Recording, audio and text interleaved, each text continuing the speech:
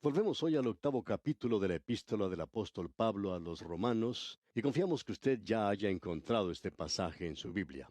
Y quisiéramos repasar primeramente algo de lo que hablamos anteriormente. Volvamos al versículo 5 de este capítulo 8 y leamos, porque los que son de la carne piensan en las cosas de la carne, pero los que son del Espíritu en las cosas del Espíritu.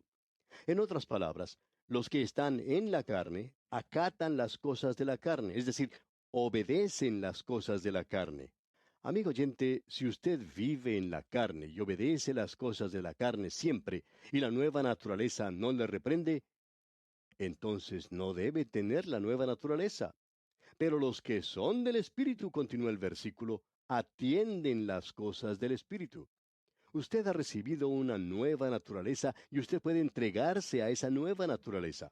Es un acto de su propia voluntad.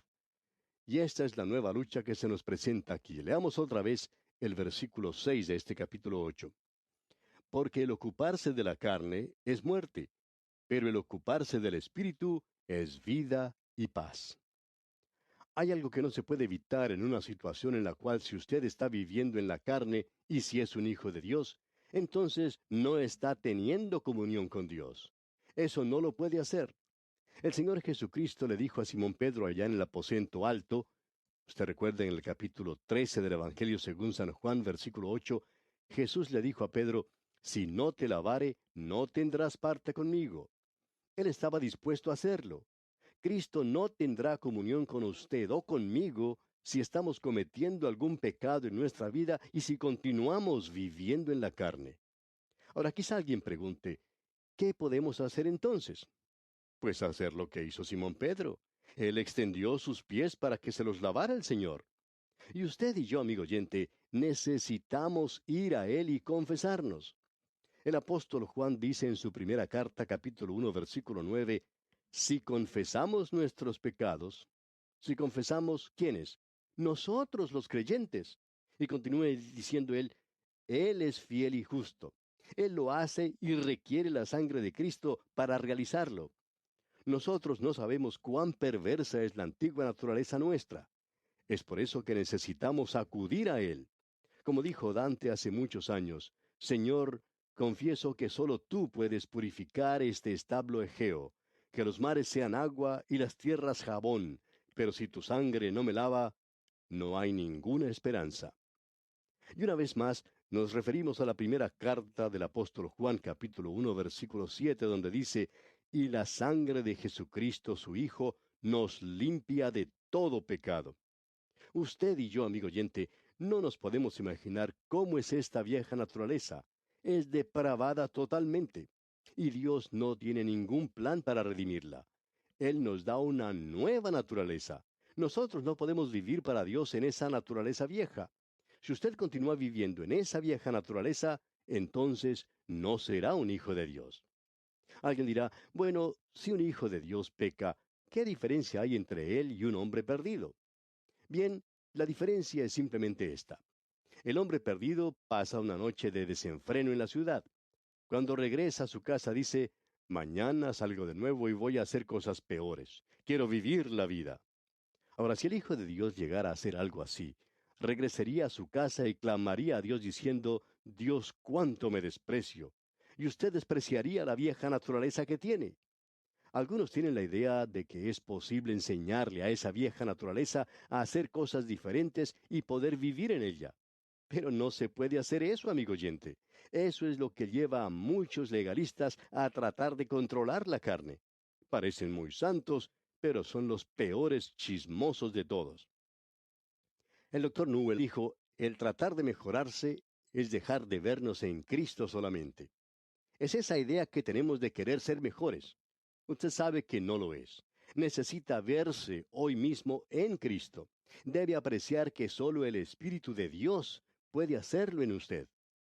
Luego el doctor Newell continúa diciendo, el desilusionarse consigo mismo quiere decir que usted ha creído en sí mismo.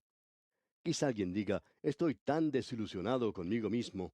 Y esto es lógico porque sabemos que no hay nada bueno que pueda salir de esta carne. No crea más en usted mismo, amigo oyente.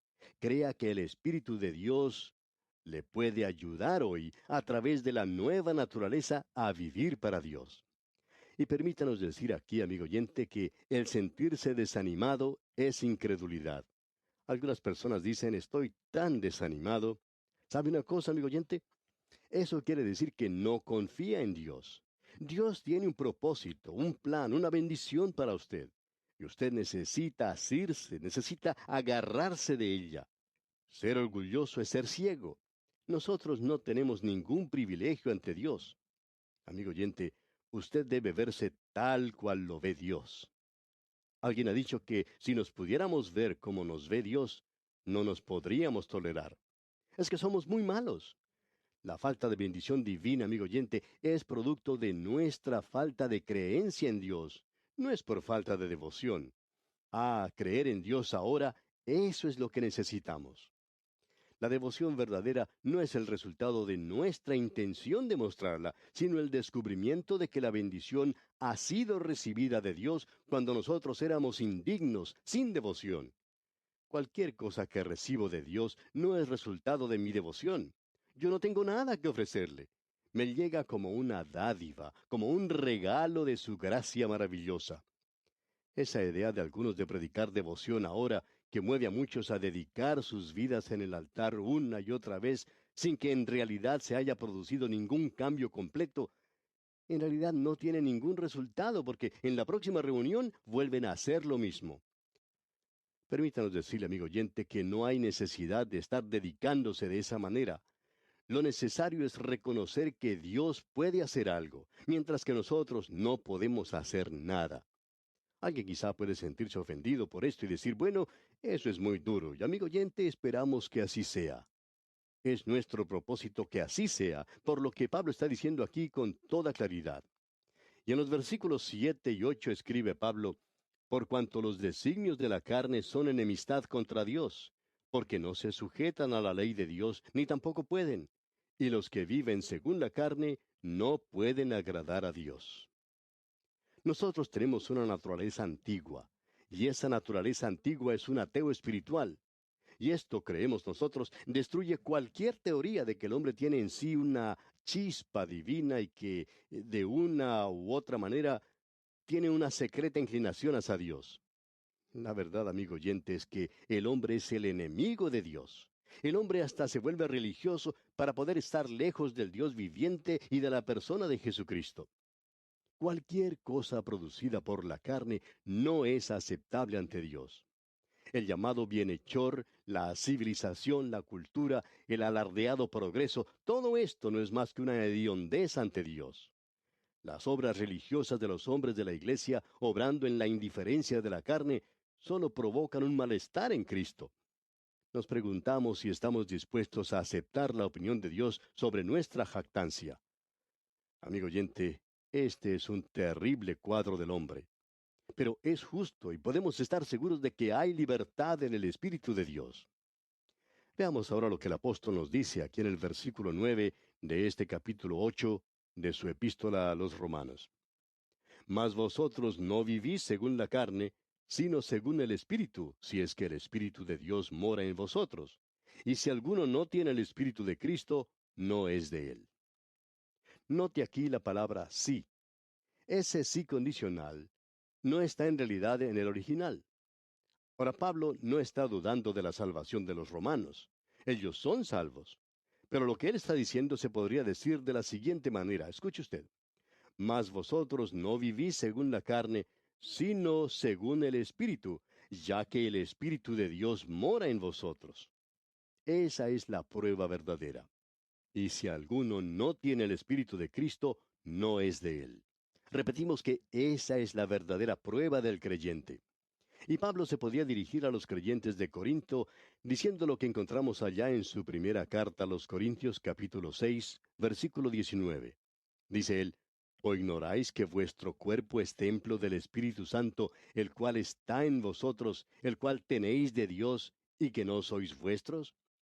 Cuando Pablo fue a visitar a los Efesios por primera vez, éstos le dijeron que ellos eran creyentes, pero él notó que faltaba algo y les preguntó lo que leemos allá en el capítulo 19 de los Hechos de los Apóstoles, versículo 2. Les preguntó Pablo, ¿recibisteis el Espíritu Santo cuando creísteis? Y ellos le dijeron, ni siquiera hemos oído si hay Espíritu Santo. Entonces dijo, ¿en qué pues fuisteis bautizados? Ellos dijeron, en el bautismo de Juan.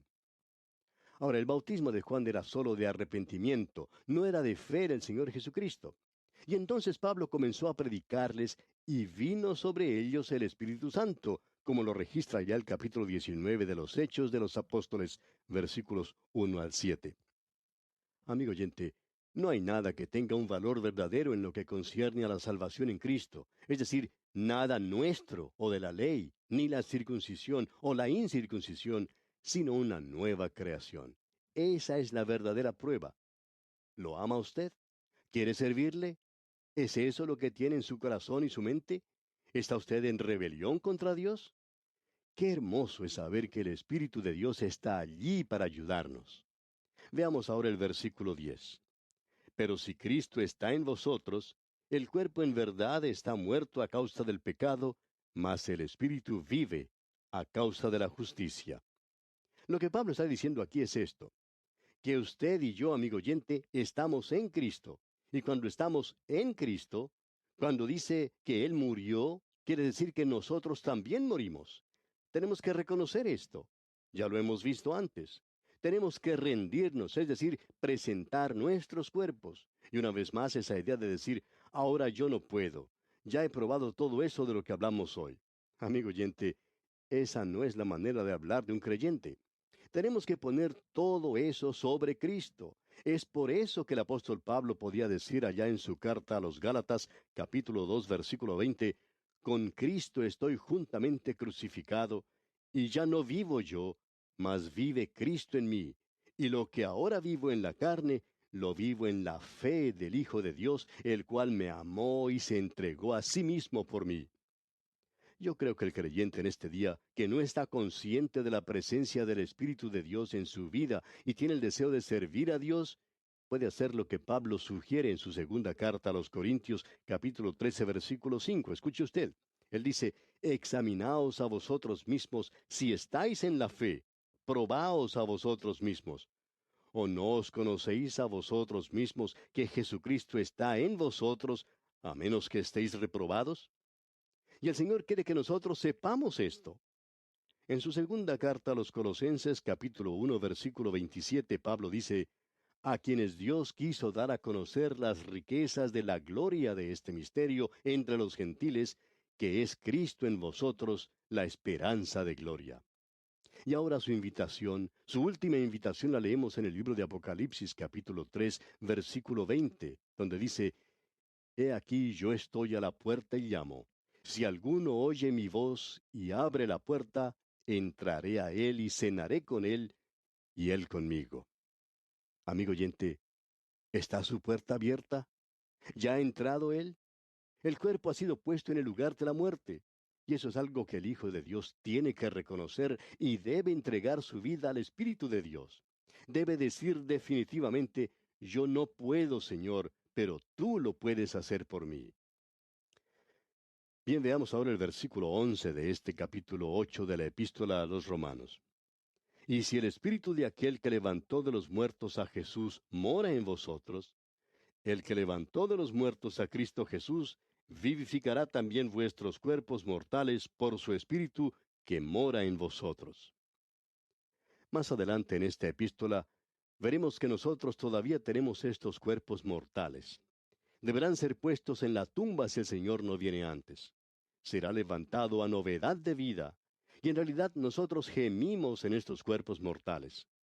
Pero al morar el Espíritu Santo en estos cuerpos, nos da la seguridad de que ellos serán resucitados de la muerte. Usted puede leer en cuanto a esto allá en la segunda carta de Pablo a los Corintios capítulo 5, versículos 1 al 4. Cristo fue resucitado de los muertos. Nosotros también resucitaremos de los muertos, y el Espíritu Santo nos liberará del cuerpo de muerte.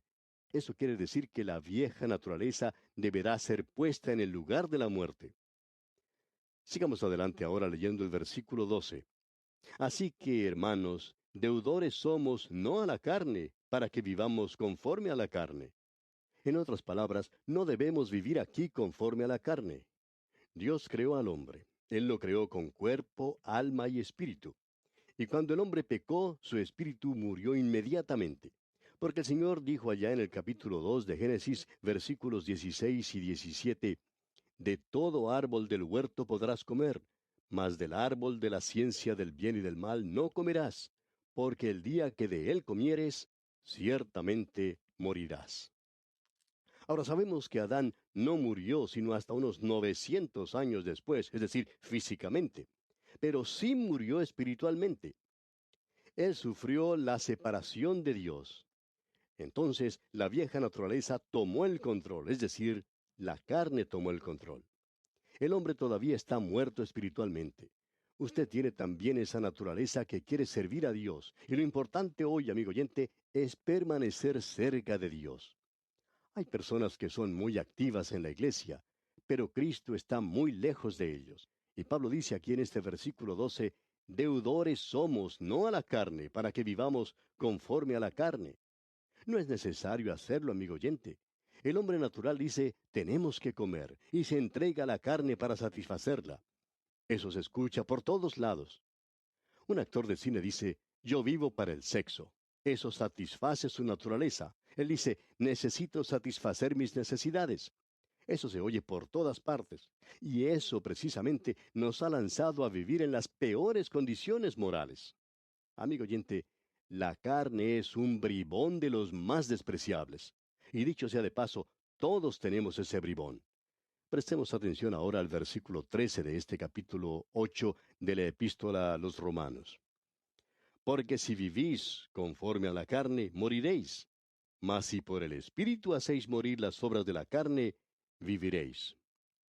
Note usted, porque si vivís conforme a la carne, moriréis.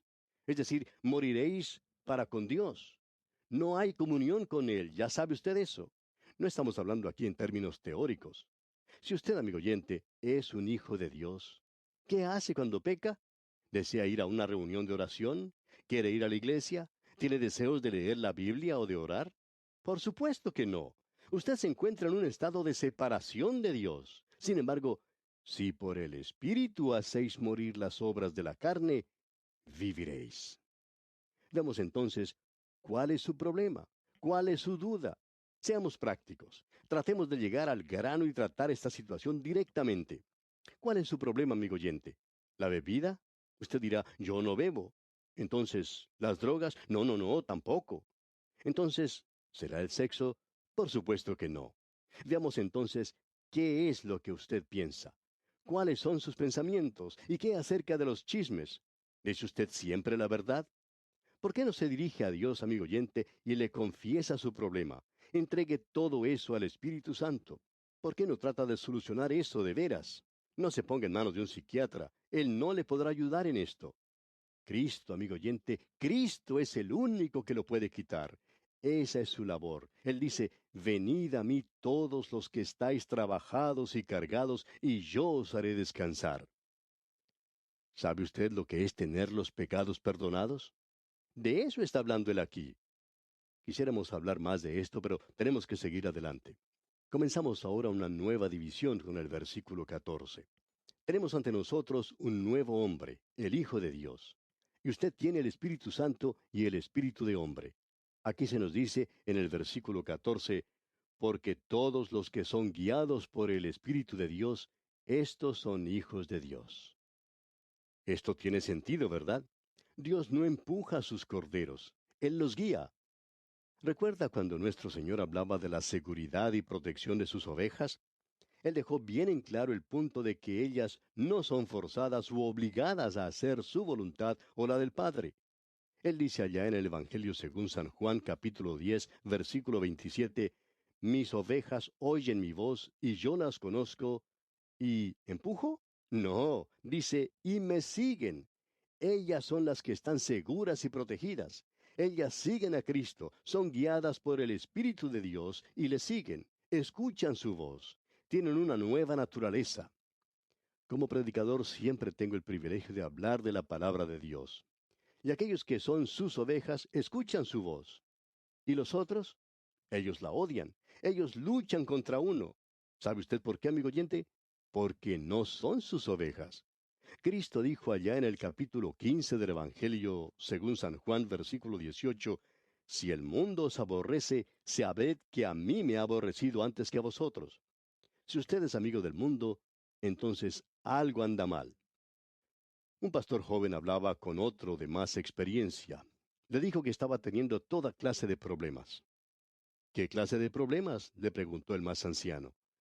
Le dijo que los tenía con algunos miembros de la congregación. Entonces, el anciano le respondió, gracias a Dios. Así se dará cuenta que muchos de ellos no son sus ovejas. Sus ovejas le seguirán, amigo oyente. Lo hacen porque son sus ovejas. Y eso es lo que está diciendo aquí. Bien, nuestro tiempo ya ha tocado a su fin, amigo oyente, así es que vamos a detenernos aquí por hoy. Continuaremos, Dios mediante, en nuestro próximo programa. Le invitamos, pues, a sintonizarnos. Será hasta entonces que Dios le bendiga ricamente.